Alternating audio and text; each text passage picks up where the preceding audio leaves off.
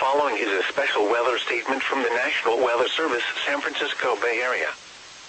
Gusty showers will impact Alameda, northwestern Santa Cruz, San Mateo, Contra Costa, San Francisco, and northwestern Santa Clara counties through 10:30 a.m. Pacific Daylight Time.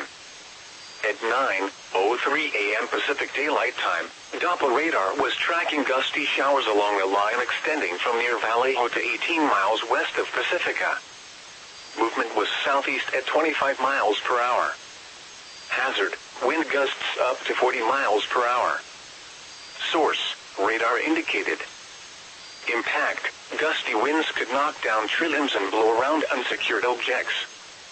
Locations impacted include San Jose, San Francisco, Oakland, Fremont, Hayward, Sunnyvale, Concord, Santa Clara, Berkeley, Richmond, Antioch, Daly City, San Mateo, San Leandro, Livermore, Redwood City, Mountain View, Alameda, San Ramon, and Pleasanton.